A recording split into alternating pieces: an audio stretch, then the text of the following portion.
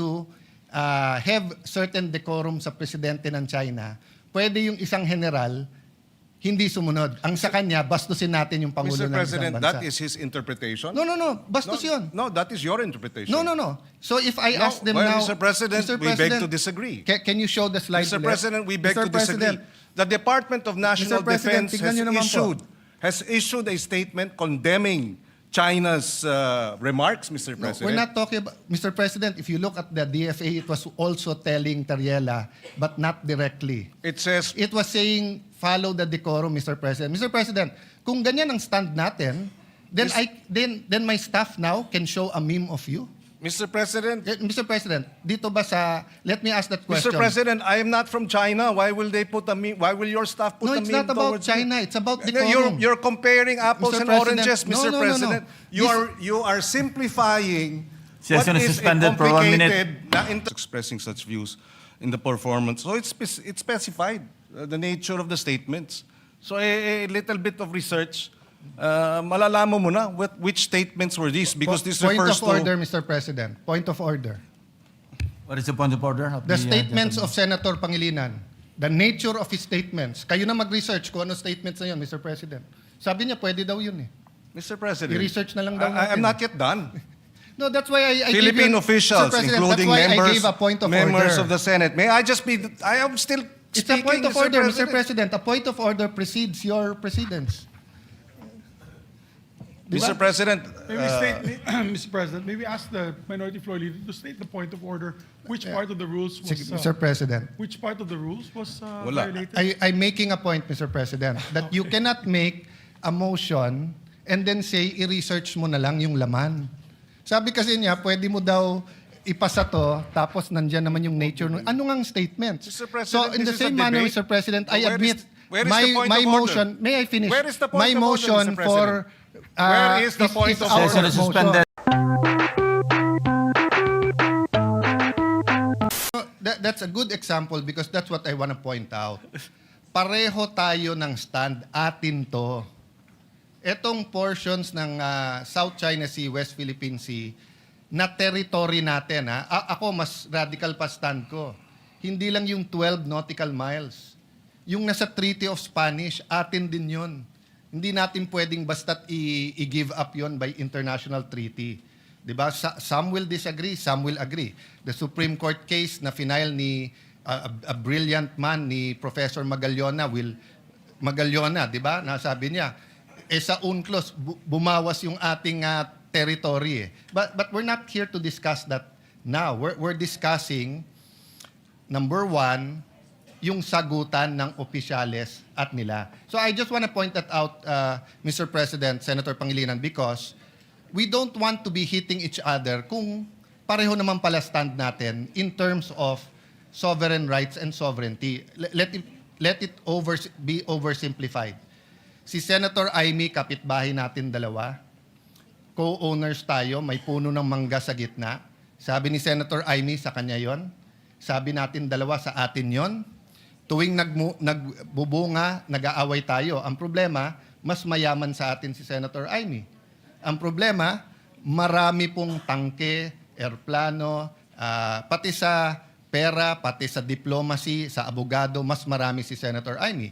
So ako, ang stand ko, makipag-usap tayo kay Senator Amy. Ikaw, ang stand mo, hindi, sinisigawan na tayo, makipagsigawan na tayo.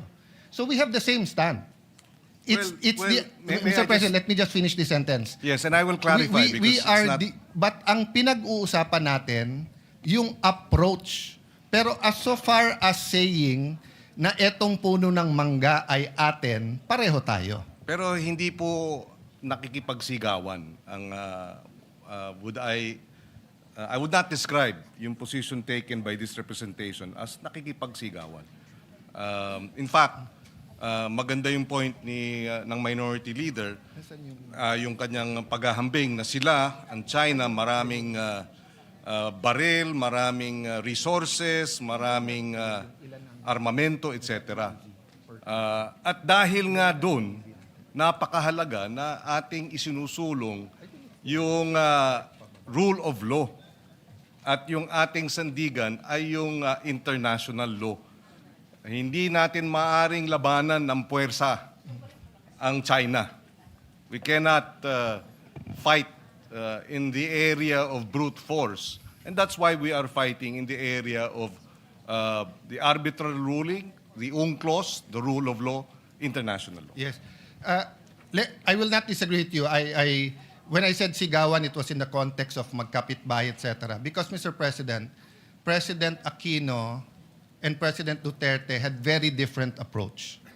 President Aquino, at a certain point, to be fair to him, at a certain point, may bilateral na pag-uusap.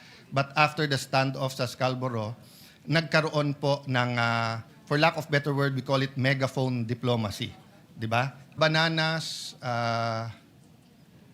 other fruits were allowed into China. The tourism went up. First time in our history, lumaban yung dami ng Chinese versus dumami ng Japanese. And then yung hindi nakakapangisda, your staff, I have my support staff, you have your support staff, they can Google it. President Duterte announced that our fishermen can fish. Hindi lang pwede sa loob ng lagoon. And pati yon meron dahilan because spawning grounds yon eh. So hindi dapat mag-fish dun sa loob. Long story short, hindi nakakapag-fish nun. Did we gain? That is now the challenge of the Marcos administration. And that's why I have not commented whether I'm for or against because his national security knows more of what's happening on the ground. And ongoing pa yung kanilang strategy. Do I hope that they will gain? I think there are some gains in the Scarborough. Of course, I hope that they will gain. Kaya nga ulit-ulitin ko. Pareho stand natin, atin to eh. Yung approach natin ang iba. And tayo, nakakapag-discuss tayo. I will agree with you or disagree. You will disagree with me. But I will not call you hypocrite, pro-China, anti-China, anti-Philippines, ganyan. Because precisely, you know, when I was in the Foreign Affairs Department, question ako ng Malaysian, Indonesian, Indonesian more of curiosity at Vietnamese. Bakit ganito yung strategy? Because nakikinabang sila sa strategy natin pag tayo maingay. But I got the shock of my life. Why? Because when I actually became Foreign Secretary, the funds from the United States for the South China Sea, mas malaki ang nakukuha ng Vietnam kaso sa Pilipinas. Ginera nila ang Vietnam, tinalo sila. Tayo, treaty ally, mas malaki. Ang before the administration of President Duterte, binigyan ng same kind of ship or seacraft ang Taiwan sa Pilipinas. Yung sa kanila may weapon system, may communication system. Sa atin, walang weapon system. So Mr. President, what I'm saying is that pareho tayo ng stand. Pareho natin mahal ang Pilipinas. Pareho natin gustong makinabang ang bawat Pilipino, ang anak ng anak ng anak ng anak ng anak natin. You know, President Cory, in her visit to China, actually started the discussion on this. Yes, Mr. President. But there were many things that happened in between. One, we made the mistake of sending a gray ship. Number two, if the records I read is correct, we made the mistake of relying on back-channeling and an alleged, until now, walang confirmation o denial, kung totoong nag-mediate ang Amerika at sinabing pag umalis yung ships nyo, aalis din yung Chinese ships, umalis yung ship natin, hindi umalis yung Chinese ship. So I leave that to history to judge. But one question on the arbitral ruling. Is it a total victory o meron din parts na nagka-problema tayo? Well, there is this concern that, which was already raised previously, that because the Kalayaan group of islands is not within the EEZ rather, then it creates some questions regarding our sovereign rights and sovereignty over the KIG. But it can be argued that in the same way, for example, Guam is not within the EEZ of the United States, it is still U.S. territory. Medyo exhaustive naman po ang inyong talakayan ni Senator Marcoleta. I'll just try to summarize it in one line. Yung nangyari kasi doon, claim natin na China cannot claim a group of features as one unit that what's the right word, that generates Rocks. entitlements and rights, di ba? But tayo, claim natin yung KIG as a group. That's why last minute lang nalaman nung lawyer natin. So, but as I said, exhaustive kayo. But maraming hindi nakakaalam, and I think this is where it's upsetting to scholars. Because I got the shock of my life. Before I went to DFA, I attended seminars, international seminars. Ito yung mga track 2, mga professors. At tinanong nga ako ng isang professor, "Sir, did you win the arbitral award?" Of course, sagot ko, yes. But I knew it was sort of a trick question. So he asked me, "Sa Scarborough Shoal, didn't you used to arrest Chinese fishermen?" "Yes." "Oh, didn't you used to arrest Vietnamese fishermen?" "Yes." "O ano ba ang sinabi sa award?" Sabi sa award, "It is recognized as traditional fishing ground of all three: Chinese, Filipinos, Vietnamese." So ngayon, hindi na natin sila pwedeng arestuhin. So hindi rin totoo na parang Biblia, as far as we are Christians is concerned, that every part of the Bible is true. May mga naging kahinaan din itong agad-agad natin pagpunta sa arbitral ruling. Kaya, in resetting our problem in Scarborough Shoal, hindi na natin mababalik sa before Pinoy's time or before the standoff because stop na tayo nung ruling sa arbitral court. But in the conceding that may be the case in terms of us arresting other fishers from other nations, the fact that there was a recognition that these are traditional fishing grounds for all means that China is now doing illegal acts by water cannoning our fisher folk who are in the area, Mr. President. So in that regard, Mr. President, that was clear even before. But before, pwede natin sila arestuhin. Ngayon, hindi na natin sila pwedeng arestuhin. Dati, pag i-easy natin, kailangan nila ng fisheries agreement. Kung hindi, pwede natin silang arestuhin. Parang Papua New Guinea. Sa ngayon, doon na tayo kumukuha. Not all, but tuna, kumukuha tayo sa EEZ nila, pero may fishing agreement. Sa ibang parts ng EEZ natin, we can still arrest. yes. But not in Scarborough. But that's not my point. My point is, we can discuss soberly as patriotic Filipinos how to navigate this and secure our territory and also benefit from all of this, from our sovereign rights, di ba? Without saying you're pro-China, you're anti-China, Chinador ka, etc. No? And the funny thing is, Mr. Llamas was correct on that point.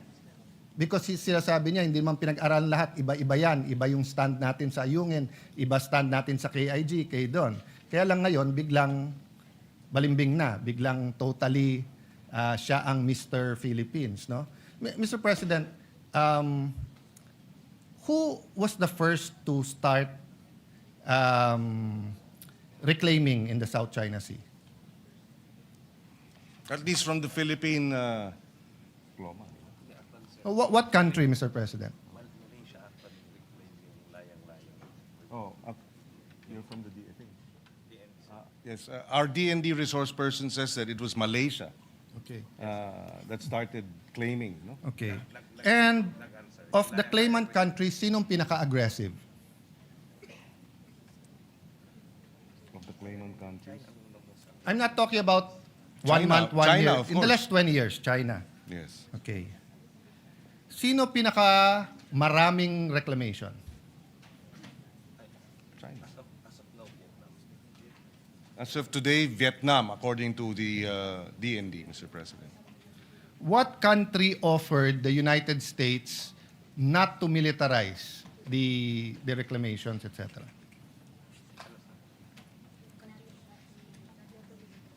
Actually, Philippines was the first, but President Ramos was the first to say not to militarize that. Ramos. Yeah, before.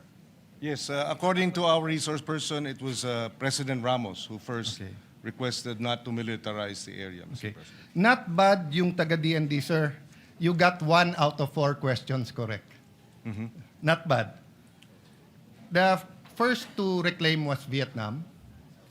The most aggressive to reclaim and most islands is Vietnam. Yes, that's correct. Yeah. The most aggressive is Vietnam. The country to first propose to President Obama not to militarize na hindi tinanggap ng American government is China. President Xi was still vice president there. It's recorded in many, many books. I recommend you read yung kay Mahubani, a great diplomat, a great professor of the Lee Kuan Yew School of Government. No? Instead of saying yes, they continued to send their navy ships because of the freedom of navigation. And China reacted the same way that US reacted to missiles on Cuba. No? So the next question, Mr. President, inside our EEZ, sino ang pinakamaraming reclamation? Right now, it is, as I made to understand, it is Vietnam. Okay. Sinong pangalawa? Again, according to our DND resource person, China is the second. Okay. Mali po, it's Malaysia. So, tama ako, Malaysia.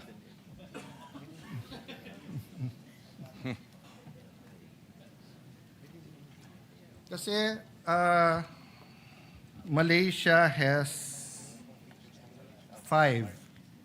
Well, if he considers the one by Taiwan because of the one China policy, then tied ang Malaysia at saka China.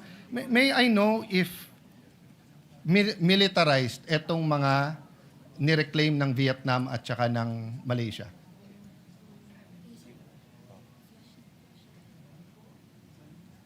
Depends on kung naglalagay ng military officer. Yung sa Vietnam, they have their own military. Yes, according to our resource persons in Vietnam, there are military personnel and officers. And So officials. military personnel lang naman, but hindi militarized. Well, yes, he not in the context or not In the context of the Chinese, yes, not in the relative to. Okay. Ang Malaysia po. sa Malaysia, sir, may military and then they also a civilianized island. Similar. They have the military, but they also have civilianized islands, Mr. President.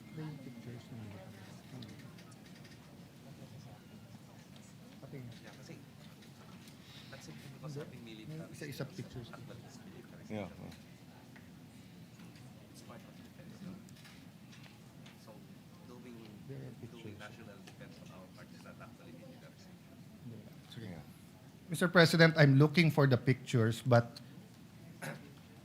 I don't know kung hindi lang authorized ang representative nyo sa DND.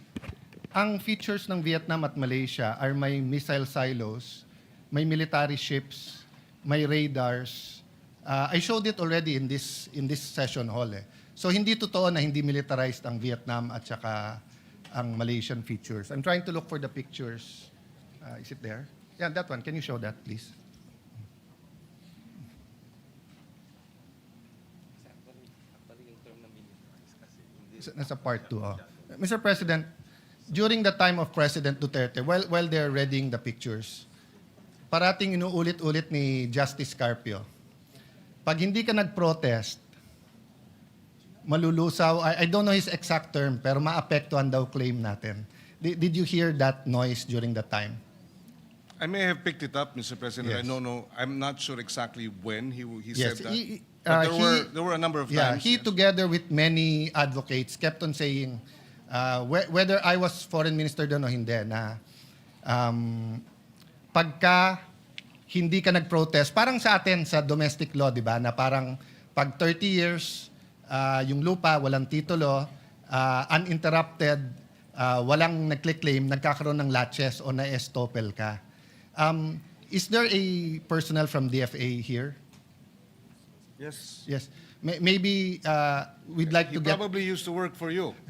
Yeah, so let me ask that question. Is the principle of estoppel or of laches applicable to what we are contesting or what we are fighting for in the South China Sea?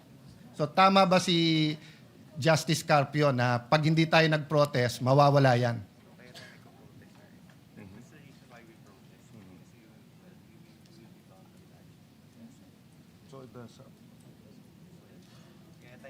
As a general principle, the resource person says yes. Latches may, over time, affect our claim, Mr. Yeah. President. Maybe we have to correct that, Mr. President. Napakadelikado ng statement na yon. Alam niyo bakit? Kasi nung panahon ni President Aquino and even during the Duterte time, we did not protest Vietnam and Malaysia. So kung tama yung sinasabi ni Justice Carpio, wala na tayong claim sa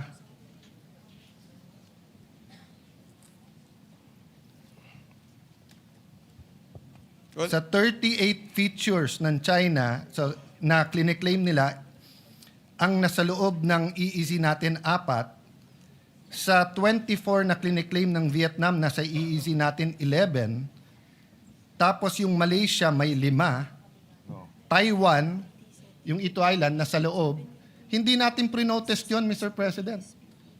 So, let's dispel that malicious political statement because it is not a legal proposition.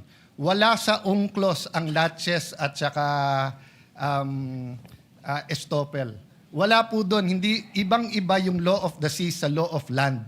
Sa land, pag walang titulo, tapos si SecGen, lalo kung yung titulo, yung lupa na yun ay nasa Batangas, and meron siyang constituent na nandun 30 years, may tax deck siya, walang nagkle-claim, uninterrupted, pwedeng tituluhan, pag biglang ako, kapitbahay niya, 1 year later sabihin, akin yan, hindi na pwede. May estoppel na may latches na Hindi totoo yon sa law of the seas. Kahit 1,000 taon, kahit bumangon yung mga mummies at dun sa mga pyramid sa Egypt, atin pa rin yon, no, Mr. President. I mean, we don't have to debate it today, courtesy if the DFA wants to answer that. But if that is their answer, and that wasn't their answer to me when I was secretary, because I asked everyone in DFA, I asked them, kung tama si Justice Carpio at hindi nag-protest during the time of President Aquino, we will file the protest now. Sabi, sir, hindi kailangan. At saka, sir, pag nag-protest ka sa Vietnam at Malaysia, tayo magkakampi ngayon kasi mas malaki ang China. Tayo sa ASEAN ang nag-uusap-usap. So, hindi naman pwedeng iba yung rule sa China, iba yung rule sa Malaysia at Vietnam. In terms of legal, Mr. President. In terms of legal, that's correct. In approach, In terms of realities, yes, we do have in to certain realities, like for example, the water cannons, di ba? Yes. Yes. Yes. So, Mr. President, eto example, Hison Reef. My eyes isn't as good as it used to be, but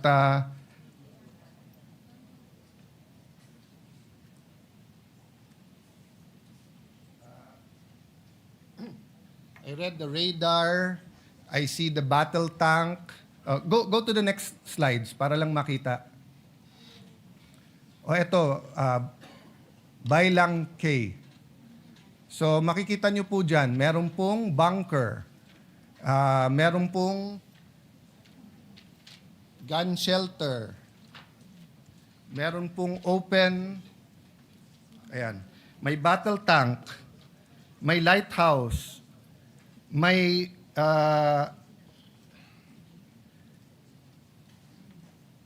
speedboats, may pier. Next slide. The Sincoe East Reef, if I'm pronouncing it right, ha? Meron tong 3-sweep twisted blade turbine for power. May battle tank. May 12.7 mm HMG, concrete bunkers. At the time I got this and President Duterte allowed me to show it, ongoing pa yung construction nila. Next, Vietnam, Pugad Island. Sa Pugad Island, may battle tank, may anti-aircraft artillery. So let me ask the DND representative, through of course you gentleman, ang mga airplano ba natin, helicopters or Coast Guard, dumidikit sa mga island ng occupied ng Vietnam?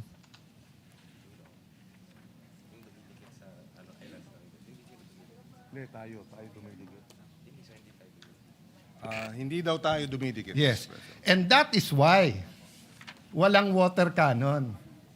That is why hindi natin napapanood sa balita yung "you are in Vietnamese territory, move out." Because iniiwasan natin yung sa Malaysia at Vietnam. That's not the only reason, Mr. President. Kasi nga, hindi iniwasan ng China ang Sierra Madre. Sila mali doon, tama tayo doon. I don't contest that. This is my point, Mr. President. We're not being totally truthful to the Filipino people of what's happening sa West Philippine Sea, South China Sea. And as we strengthen to face China, Malaysia and Vietnam are also strengthening. I don't know if the resource person from DND has the information how many submarines does Vietnam have. In the area? There are a number Yes. of... And how many does Malaysia have? also, there I'm are... sorry, sir. I know you don't have it offhand, but enough to say na marami. How many Philippines has? Except, hindi kasama yung kay Chabit na submarine na ginagamit niya sa Ilocos, ha? How many submarines does the Philippines have?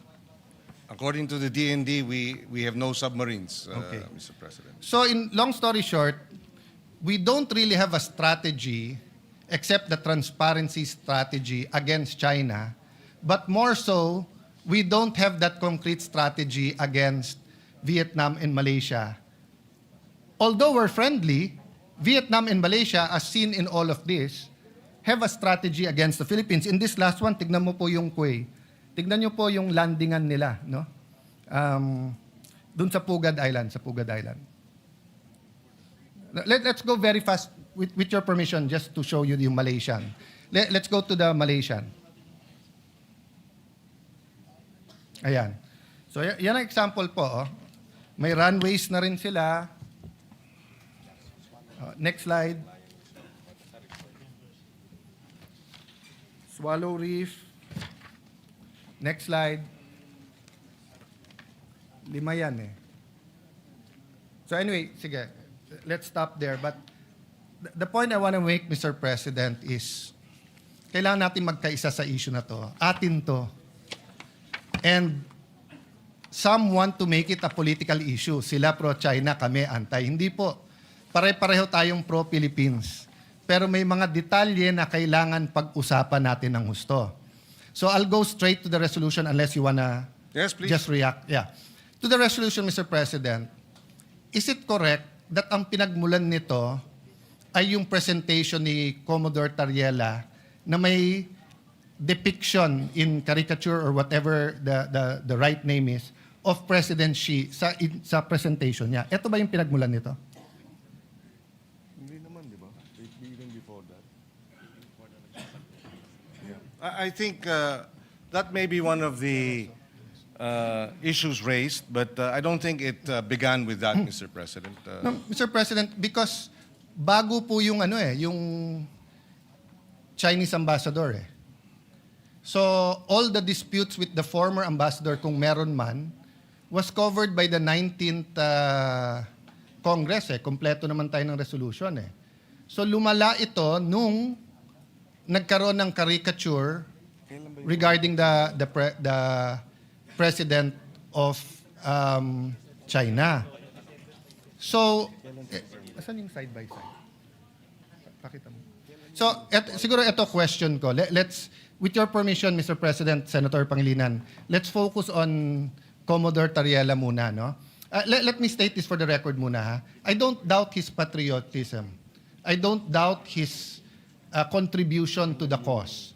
At lahat ng ginawa niya na opisyal at tama, wala akong problema. Okay.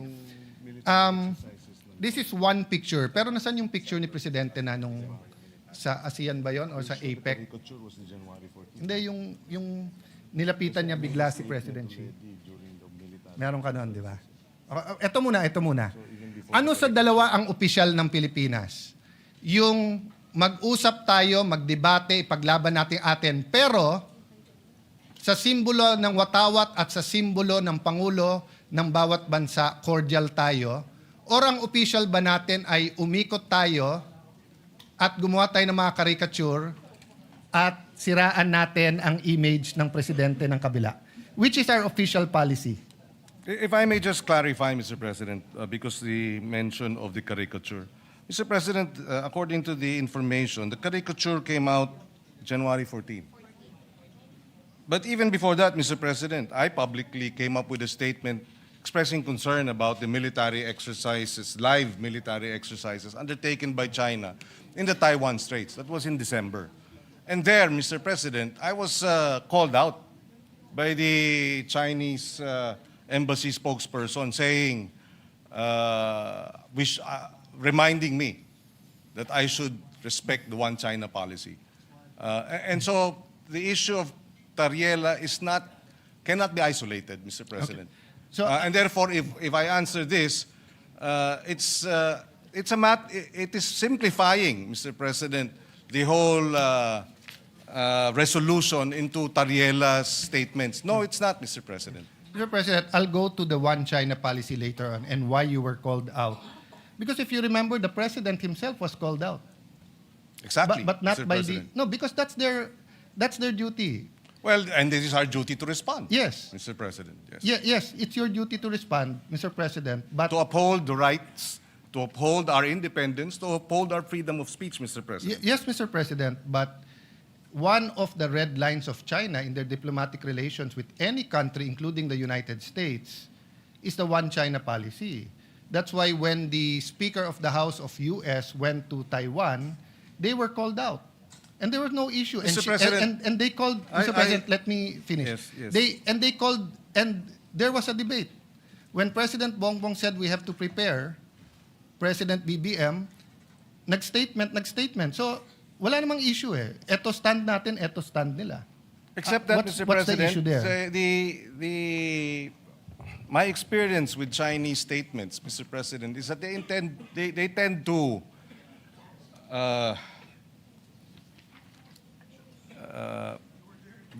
to be inaccurate, or they tend to make wrong, false accusations. Mr. President, I was chairperson of the Council of Asian Liberals and Democrats.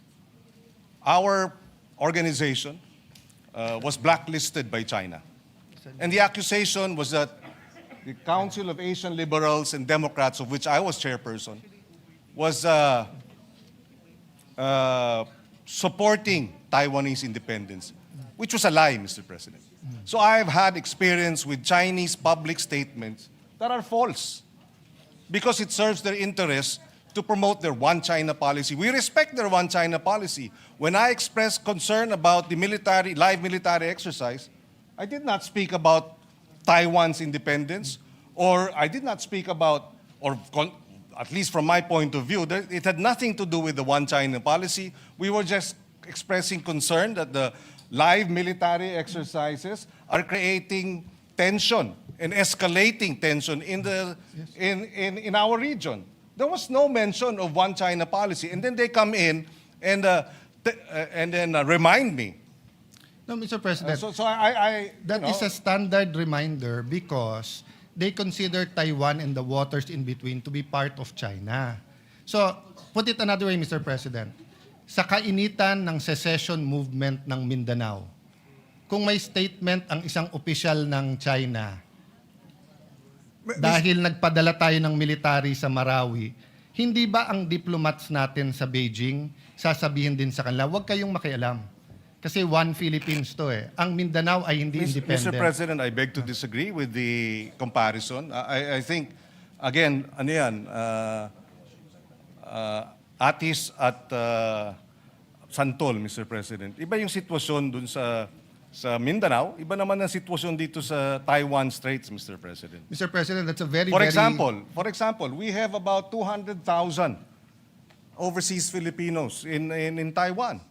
And so these live military exercises are a concern because an accident could lead towards, a shooting war, which we would, for the sake of our Filipinos overseas, we would like to ensure that nothing like that happens. No, I agree with you, Mr. President. And I agree with your statement, and I agree na sana hindi invade yung Taiwan. What I'm saying is it's the duty of their diplomats na sumagot. So if there were 200,000 Chinese in Mindanao, and we had live exercises, i-invade yung Marawi, yung ating diplomat ay aangal pa rin sa Beijing because it's their duty. Diba? But to move on from that, Mr. President, okay. Going back to Commodore Tariela, sa resolution nyo po kasi nakalagay dito in their performance of the official duties. So, tinanong ng ambassador ng China sa DFA, official ba yan? Which is tama and normal. So, if in Beijing, yung isang general doon ay maglabas ng caricature ni BBM, ipare-recall natin yung ambassador natin doon pag hindi siya nagtanong, nag-protest na bakit, at pag hindi sinabing official ba yon. Kasi yung Pangulo natin takes effort and time for good relations despite the dispute. Tapos yung general, naka-uniforme pa siya, on official time, will show this caricature. So my point, Mr. President, is naghahalo-halo kasi itong resolution na to kung ano tama at mali. Let's assume, I will not grant because hindi ko alam yung statements niyo, Mr. President. I have to admit that. Okay? Pero naghahalo din yung statement si Tariela. We cannot pass this resolution saying that Commodore Tariela is correct because he's wrong. If he just simply stated, I love the Philippines, I will fight for our territory, I'll fight for our sovereignty rights, I will do my duty, but sorry, dahil uminit ulo ko, nilabas ko to, pero hindi official yan. Tapos tayo. We beg to disagree, Mr. President, that Mr. Commodore Tariela is mistaken. So- We would not have put this resolution and authored it if we felt See, Mr. so Tariela. that's what I want to elicit. So the authors of this resolution is saying, pwede. So kung ang official ng presidente is to have certain decorum sa presidente ng China, pwede yung isang general hindi sumunod. Ang sa kanya, bastusin natin yung Pangulo Mr. ng isang President, bansa. that is his interpretation? No. Bastos yun. No, that is your interpretation. No. So if I ask them well, now... Mr. President, we beg to disagree. Can you show the slide Mr. ulit? President, we beg Mr. to disagree. President, The Department of National Mr. President, Defense tignan niyo naman po. has issued a statement condemning China's remarks, Mr. No, President. we're not talking about... Mr. President, if you look at the DFA, it was also telling Tariela, but not directly. It says, It was saying, follow the decorum, Mr. President. Mr. President, kung ganyan ang stand natin, then my staff now can show a meme of you? Mr. President, Mr. President, dito ba sa... Let me ask that question. Mr. President, I am not from China. Why will they put a meme? Why will your staff put No, a it's meme not about towards China. me? It's about No, decorum. You're comparing apples Mr. and President, oranges, no, Mr. no, no, no. President. You are simplifying what Session is is a suspended for 1 minute. complicated na And to you, I think we were just making a point. I will speak after him. No, Mr. President, I have made my point. Just for the record also, the resolution does not make mention of the caricature. So I'm not sure where Yes. where the point of the caricature is being Mr. President. pointed out. I will go there after this point, Mr. President. No. Sir President, Rule 93, acts and language which offend a senator or any public institution shall be deemed parliamentary. From kindergarten, Mr. President, we are taught certain rules. How to address the teacher, how to respect your neighbor, paano i-address yung matatanda, di ba? Ganon din po sa international affairs.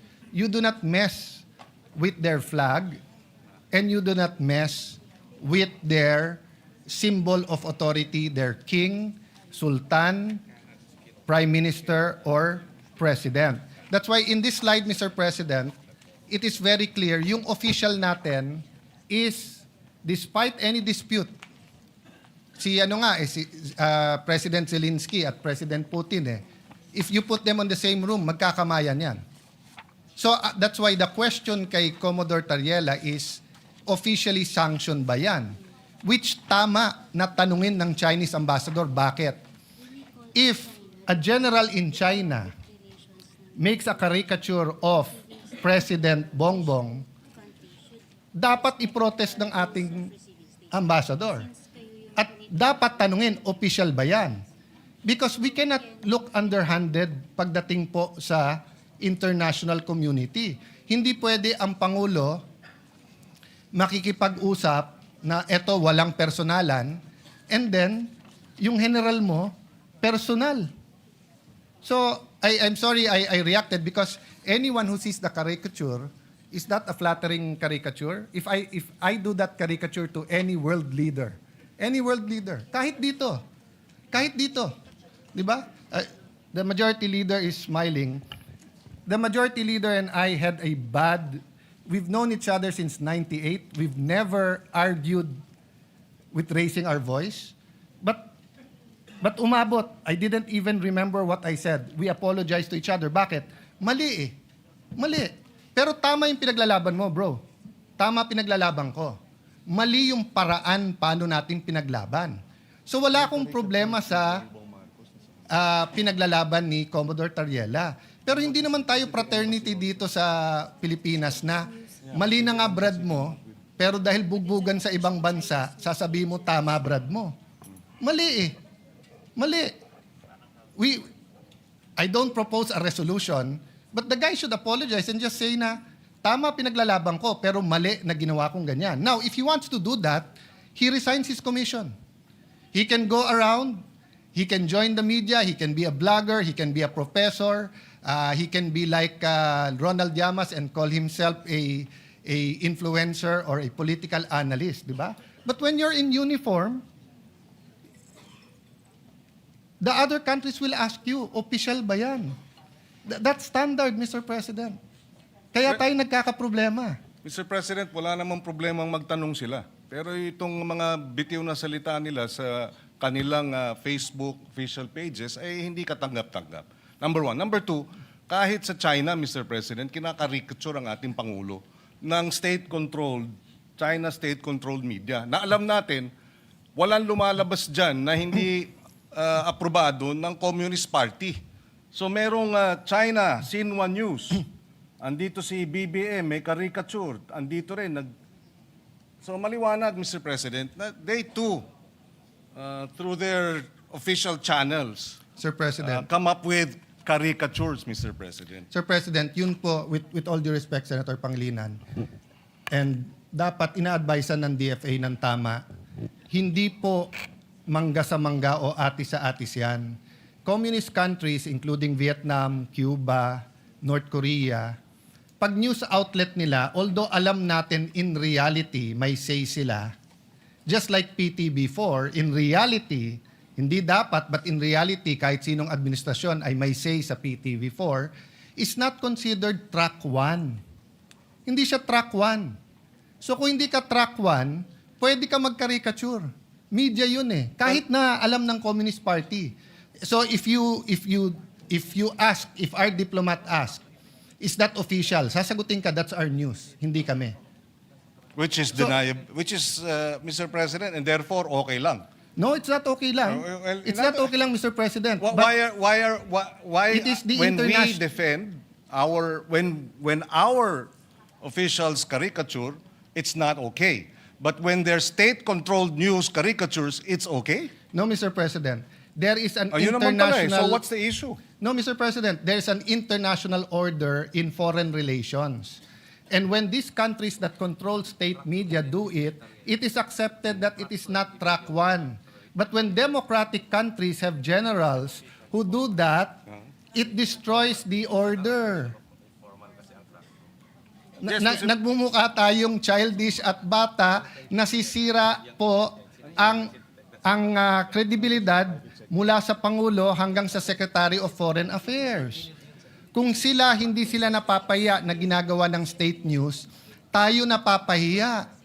Kasi walang maniniwala na gagawin ng general yan at hindi siya ipagsosorry,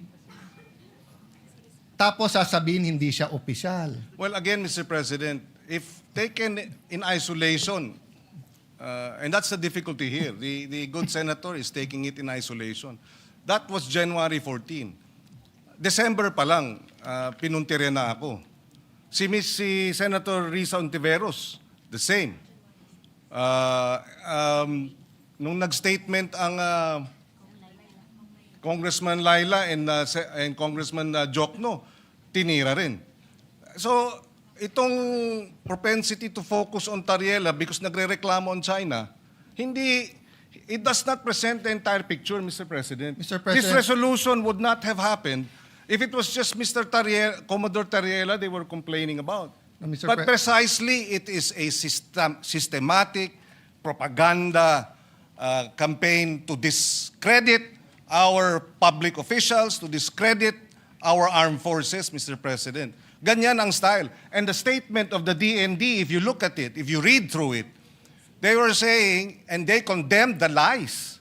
Mr. President, they described it as lies ang nilalabas ng China. And then dito tayo, nagre-reklamo sila dahil dito sa caricature.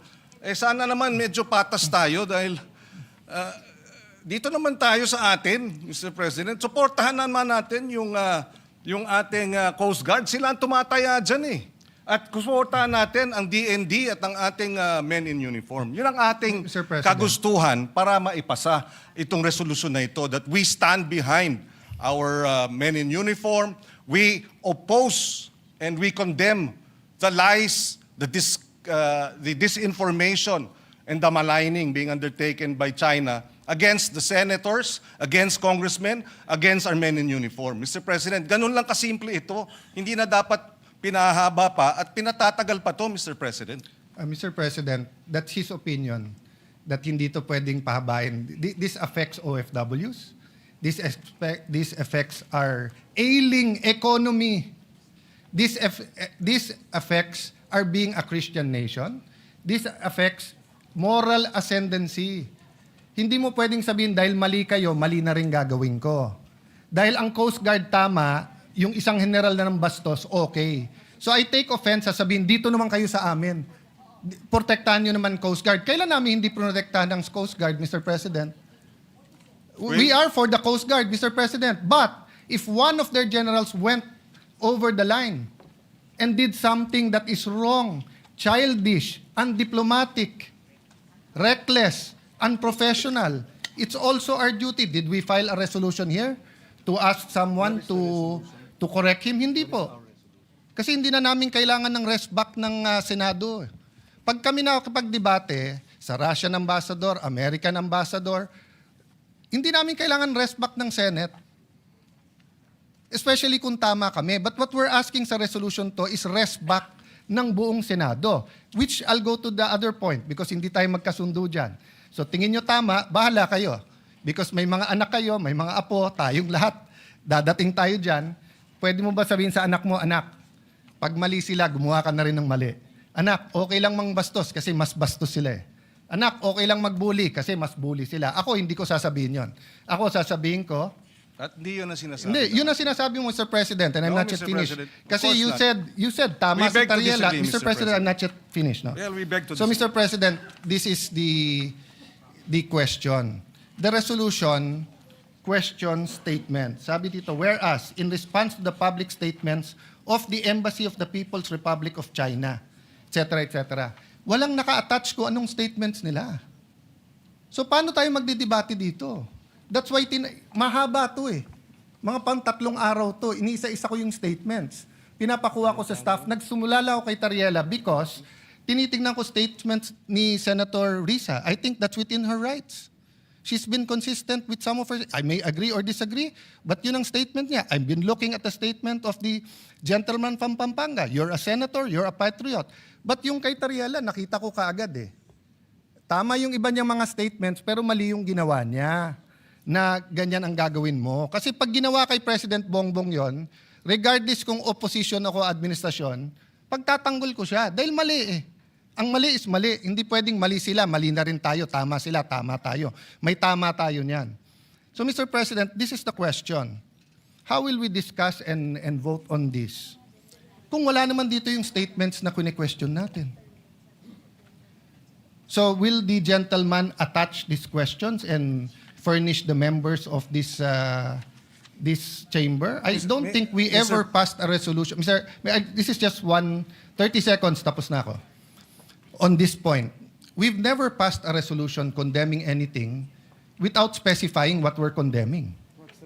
So, pwede bang sabihin, hindi ko gusto yung sinabi ni Senator Marcoleta sa CA. Hindi po. I saw the statement of Senator Lacson. I saw the other statements. Specify nila kung ano sinabi niya. Nakita ko statement ni Senator Marcoleta. Clarify niya. At least malinaw. Eto parang carte blanche na lang. Lahat ng sabihin ng Chinese ambassador, mali. Paano kung sinabi niya, good morning? Paano kung sinabi niya, ni hao? Good morning. Kinokondemn natin yon. Bawal na mag-good morning sa Pilipinas? Oh. You might say it's obvious na hindi yun ang kinokondemn. There's no such thing as obvious. The records of the Senate will bear this resolution and the discussions in this August hall. But anyone can add and subtract if it's general. So which statements are we talking about so that we in the minority, in the opposition, can be able to debate? That's why I started out today by simply saying, pagdating sa South China Sea, sa West Philippine Sea, nagkakaisa tayo, magkakasama tayo. Atin ito, ipaglaban natin to. Pero pagdating sa bastusan, out kami dyan. Kasi yung tama is tama, mali is mali. So ang question po ngayon, what will we do, gentleman from the esteemed senator, gentleman from Pampanga and the author, will you supply us or will we annex or add whereases so that we will see ano ba tong statements na to? Mr. President, I think the whereases are clear. And just a little bit of research on the part of the researchers will confirm what we are referring to. We don't need to annex all of them, Mr. President. For example, in response to the public statements of the Embassy of the People's Republic of China that opposed and criticized these positions and questioned the propriety of Philippine officials expressing such views in the performance. So it's specified, the nature of the statements. So a little bit of research, malalaman mo na which statements were these because this Point refers of order, Mr. President. Point of order.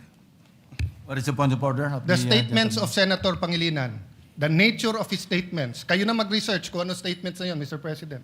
Sabi niya, pwede daw yun eh. Mr. President, I-research na lang daw natin. I'm not yet done.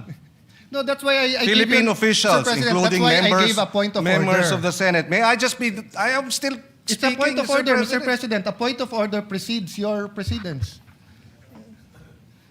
Mr. President, Mr. President, maybe ask the minority floor leader to state the point of order. Which part of the rules was Mr. President. which part of the rules was Wala. violated? I'm making a point, Mr. President, that you cannot make a motion and then say, i-research mo na lang yung laman.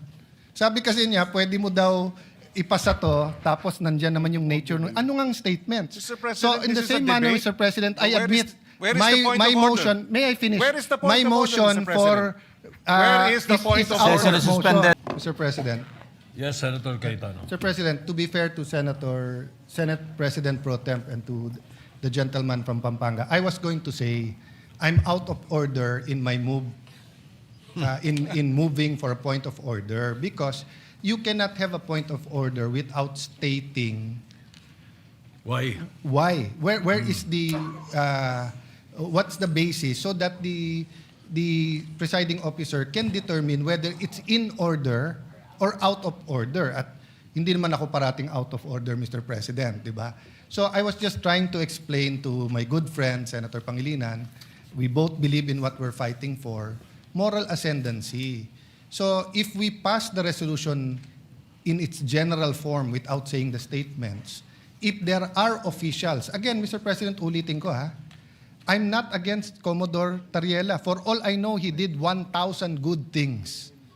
Pero yung isa na naka-uniforme siya na may caricature, uncalled for, undiplomatic, hindi official yon.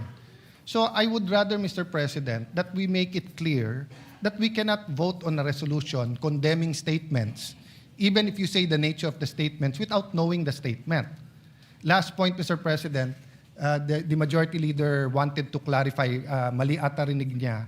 Ang sabi ko, in the 19th Congress, kaya unanimous yung mga resolution, kasi klaro kung ano kinokondem eh. Yung water cannon, yung claims about territory, etc. And then yung reply ng Chinese embassy was, how do I put it? Kung baga, parang patas, Mr. President, na ano. Pero dito kasi, Mr. President, simple lang po, no? Kung si President Bongbong kinarikature ng general ng China, pababalikin ko talaga yung ambassador natin pag hindi siya umangal. And pag sinabi nilang official yon, magbabago relationship natin. Pag sinabing unofficial, ibang usapan. So I understand the gentleman from Pampanga, he's talking about the statements of Senator Risa himself and the Chinese embassy. Mr. President, we're preparing for LEDAC tomorrow. We're preparing for the Blue Ribbon Report. I will support Senator Pangilinan's agricultural EDCOM style of agriculture. So we cannot take judicial notice, Mr. President. Even in the court, the gentleman from Pampanga said take judicial notice. What that means in court is that hindi mo Mr. President, nasusundin yung... Yes. Point of order. I did not say judicial Okay. notice, Mr. President. I don't know where that came from. I stand corrected, Mr. President. But he said obvious dahil sa nature. Hindi pwedeng ang obvious, Mr. President, because the resolution in its four corners should contain what we are condemning. No? If it's not there, it will be a bad precedent. So may I appeal to the gentleman from Pampanga, lagyan natin nung kung ano yung statements. You don't Maybe- have to put all. We will accede, Mr. President. I will now read a number of statements from the official website and account of the Chinese embassy in Wait, Manila. hold on, Your Honors. If you will be reading it into the records, are you going to put it as an amendment? No, If Mr. you President, are- just for the information of the because instead of attaching it, Mr. President, we will just place it on record so that that will suffice in terms of being President, able to For provide reference. All for right, reference, Mr. all President. right, let's do it that Mr. way. President, just for comfortability, I'd rather it be an annex or an amendment. Kasi pag binasa lang dito, Mr. President, mahirap eh. Kailangan pagka binunot Well- natin sa bills. Mr. President, it's an appeal. I'm not saying I'm totally correct. But if you look at future resolutions, we want to be able to get the resolution Mr. and be able to judge it in its four corners. Mr. Hindi yung President. bubuksan mo pa yung record. So if we're condemning something, so for example, Mr. President, babalik ta rin ko ha, I'm congratulating the Chinese ambassador. Baka naman i-congratulate ko siya na something na laban. Kahit ilagay ko doon, for his magnanimity. There are different interpretations of magnanimity, Mr. President. So I can shorten my interpolation so we can go to the amendments. But Yes, I was thinking of that. Why don't we terminate the period of interpellation and go into the period of amendments and therefore place that on record?